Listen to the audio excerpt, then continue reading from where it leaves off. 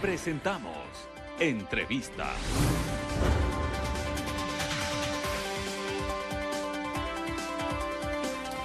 Amigos televidentes, vamos a cambiar de tema y en este momento vamos a dialogar con el doctor Santiago Guerrero, biólogo e investigador de la Universidad UTE. Doctor, gracias por haber aceptado la invitación a este diálogo a propósito de la pandemia del COVID-19 en nuestro país y principalmente en la capital de la República. Las autoridades hablan de un crecimiento sostenido de contagios en Quito. Y bueno, el posible colapso del sistema de salud. ¿Cómo ve usted esta perspectiva que se ha dicho tendrá su mayor fuerza, su mayor auge a principios de la primera semana del mes de septiembre? Bienvenido, buenos días. Buenos días, muchísimas gracias por la invitación. Sí, es algo preocupante lo que estamos viviendo, ¿no? Los casos están aumentando, hay una escasez de pruebas también. Y lo más importante que está pasando, pues, es el hecho de que en la ciudad los hospitales están colapsados. Entonces es una situación complicada la que vive actualmente nuestro país y nuestra ciudad aquí. ¿Cómo entender el comportamiento ya dentro de la parte técnica médica, el comportamiento del virus? ¿Era previsible esta situación de crecimiento de contagios, principalmente en la capital de la República? Porque, bueno, también hay una situación compleja en otras ciudades como la ciudad de Cuenca, pero específicamente en Quito, ¿era previsible? Bueno, muchos indicadores nos han demostrado que justamente iba a haber picos y tal vez estamos hablando de esta segunda, ¿no? Entonces, a pesar de también, las investigaciones también muestran que la inmunidad más o menos va a durar unos tres meses, las investigaciones que tenemos. Entonces, es muy improbable que se alcance una inmunidad de rebaño, como se decía. Entonces, sí era algo previsible. Hay investigaciones del municipio de Quito en torno a los contagios y a la influencia de las personas denominadas asintomáticas. Se dice que de la muestra que se realizó en Quito, el 85% de estas personas que están contagiadas son asintomáticas.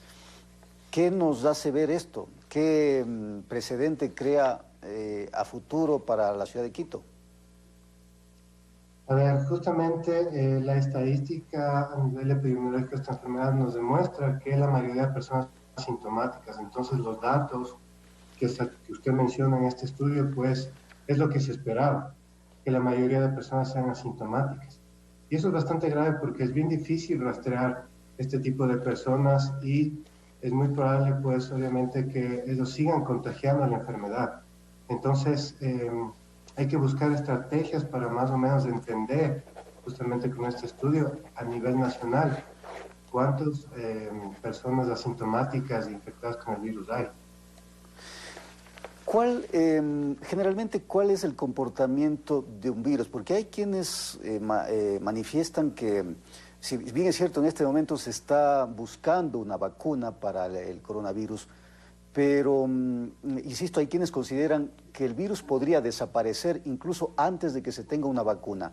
¿Es posible esto? ¿Hay antecedentes con otros virus? A ver, evolutivamente los virus siempre han estado en la humanidad, entonces es muy improbable que desaparezcan. Más bien es más probable que en otro punto haya otra infección de otro animal al humano, eso es probable. Entonces, con respecto a las vacunas que usted mencionaba, justamente ahora mismo hay algunas que están en fase 3 y pues se espera que a principios del próximo año se empiece a hacer una distribución global, más o menos los 3 primeros meses. Bueno, se hablaba en este momento se entiende que ya fue lanzada, si cabe el término, esta vacuna rusa por el propio presidente Putin, pero ha tenido varios cuestionamientos por un lado, por otro lado hay escepticismo en torno a su efectividad y bueno, hay gente que pondera el tema de una vacuna. ¿Cuán efectiva es una vacuna de este tipo que no ha cumplido, se dice, con todos los parámetros que se tienen que cumplir en cuanto a plazos y en cuanto a muestras. Sí, justamente con respecto a la vacuna rusa que se anunció ayer, para mí es un anuncio apresurado porque es una vacuna que simplemente ha pasado la fase 1 y la fase 2. No hay publicaciones científicas que demuestren los efectos. La única publicación, digamos, que se acerca a lo académico es una página web en donde ellos explican que los ensayos en fase 1 y 2 terminaron más o menos el 1 de agosto, se usaron 38 participantes. Y el día de hoy va a empezar la fase 3 con 2.000 participantes. Si nosotros comparamos, por ejemplo, con la vacuna esta de Oxford, en la fase 1 y 2 se utilizaron 543 participantes y en la fase 3 se piensa hacer el estudio con más de 30.000 personas. Entonces, ustedes pueden ver las diferencias. El anuncio fue apresurado, no hay datos científicos, no se sabe nada sobre su efectividad de esta vacuna rusa.